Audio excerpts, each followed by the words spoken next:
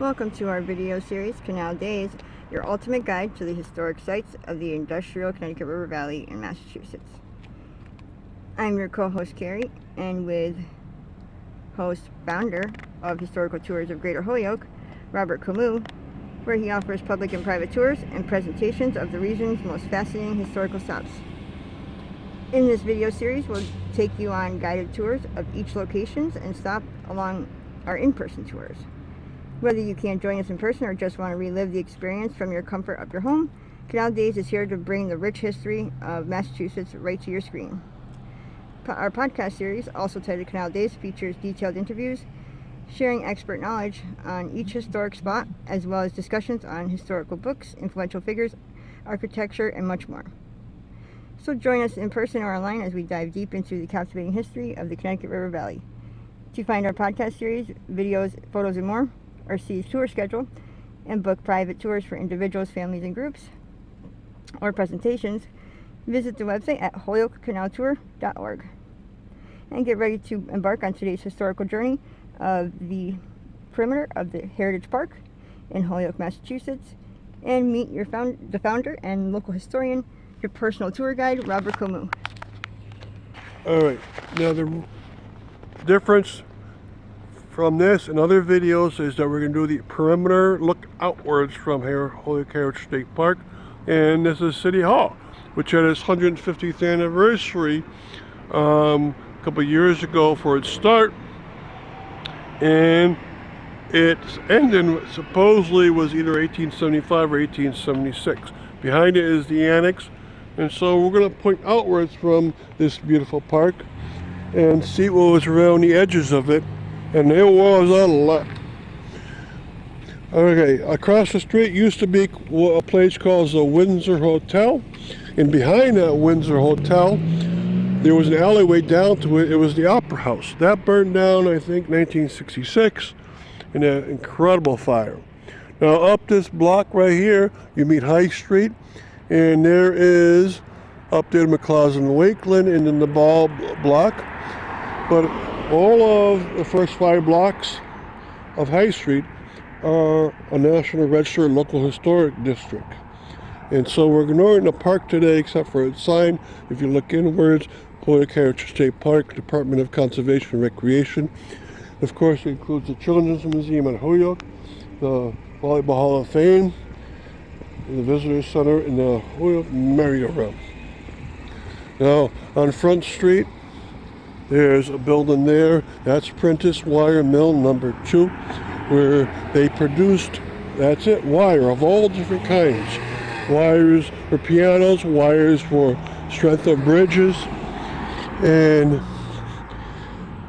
its mill number 1 is now gone. It was on the other side, the power side of the first level canal, Prentice Mill number 1. Down Commercial Street was part of the Lyman Mill. That's where they sold their produce or products, and the worker homes were across the street.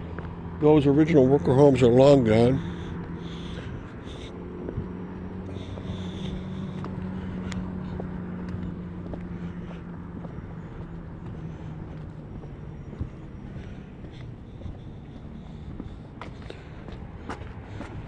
Okay, and what we're going to do is go around the city block that defines this.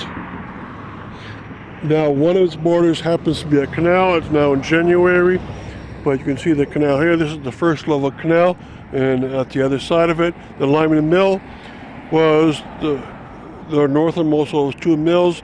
William Whiting came in and built a third one, and he built an addition that's now gone. And we're going to walk this city block, but this point is not a road, it's the canal. Okay, and we've done the videos inside of it. We've done the videos of the merry-go-round. We've done videos of the Massasoit and Warrigan. On this part, I'll remind you was here. Those were powered mills. Now, the races or tunnels for the power water are blocked up over there about 8 years ago. The Warrigan is over there now, part of many, many businesses, including the restaurant. Okay, we're along the back of the Volleyball Hall of Fame, which used to be the Skinner Silk Mill number 3. it took up this whole city block along the canal. It did not use power from the canal at this point, but it wanted to be in Holyoke because of the wonderful workers they can get. And it was almost the whole mill was burnt in the fire, except this last part. Okay, and this last part they were able to save it. And there's actually a different style of brick right there because the fire took out a portion of the end piece, but they were able to save most of it. And they put a children's museum here in the Volleyball Hall of Fame.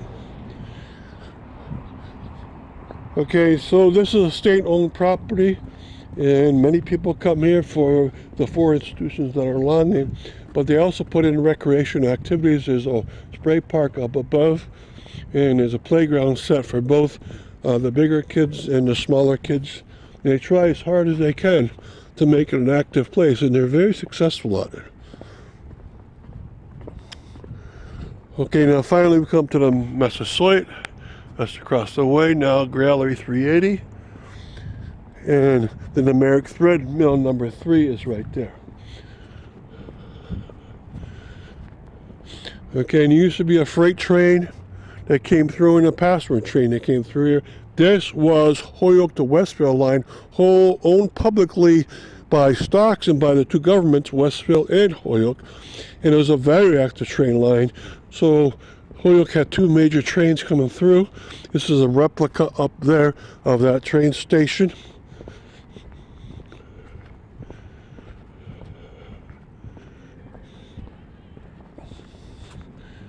Okay, and across Appleton Street is the Massachusetts Green High Performance Computer Center.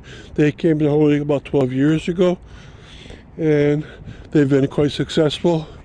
There's still 1 active turbine in front of it. Now, Holyoke likes to have pedestrian walks along the canal as much as possible, and this was the first one put in. The second one put in was across this canal. There's a brickway. And then the third one is down on Race Street, and there should hopefully be a 4th edition of this along the way, going from Race Street to Cabot into the river. Okay, and you can see our flywheel from the Skinner Silk Mill, and this flywheel helped when the water was going through. This mill happened not to have this flywheel, so this came out of one of the other mills. Okay, and you can see the merry-go-round up here.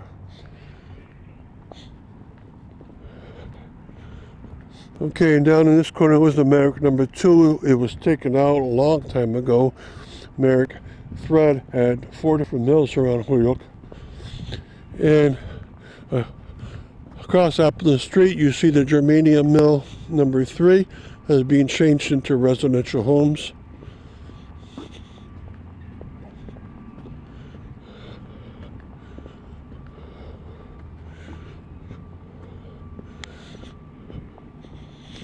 Okay, now you can finally get a good sense of the railroad tracks here.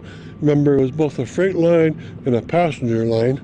And so at some point they had to diverge, whether you're going to the freight station or the passenger station, and this is where they diverged into 2. All right, from this point here, they start to break into 2, right? And then as you go up, they are 2.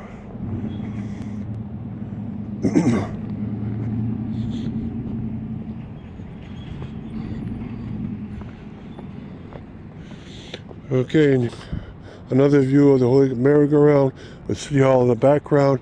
Up there is High Street. You can see most of it in the Second Congregational Church. And what we're going to do now is walk along Appleton Street only for a tiny bit, because we have to cut back onto Court Street.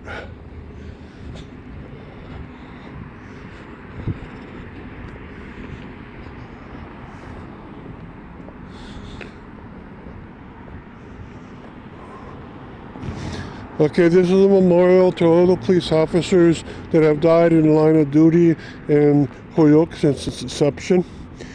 Honor roll of officers who have given their lives. John Driscoll, 1922. James Galzunis, 1977, John DiNapoli, 1999, James Reynolds, 1951, David Zolindziowski, 2010. It's not how these officers died that made them heroes, it is how they lived. Okay, and in the front has John DiNapoli. The police station is across the street from here. Police Memorial, DiNapoli Plaza.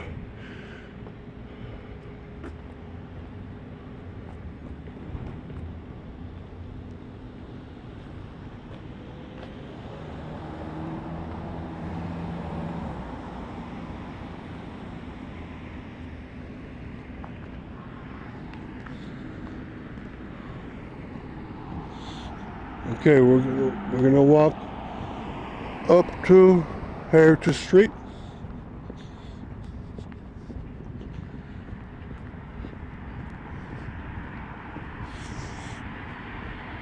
And down here was Nick's Cosmos Way, and the Boys and Girls Club is down there. And there's going to be an extra part of the Far Alpaca put in there.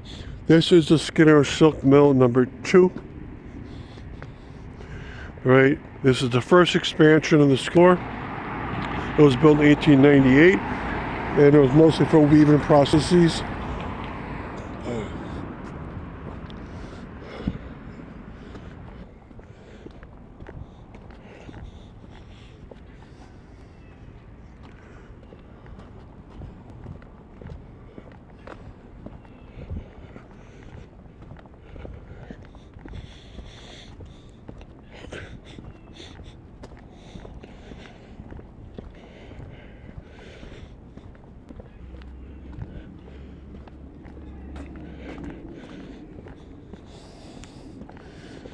Up here were a couple of theaters, now long gone, but nowadays there's the Holyoke Media Center up there.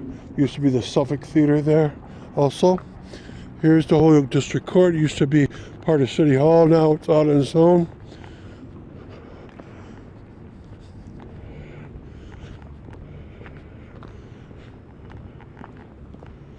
Here's a replica of the train station made as an outdoor pavilion, and a hawk on the top of it, or the next level down. We're coming to another side view of Holyoke City Hall, made of Munson granite, among other rocks, and you can see the slate roof on it. You see the tower. The clock still moves, but it's the wrong time. The spires are also made out of slate. It's beautifully made, and this is a court hall back here.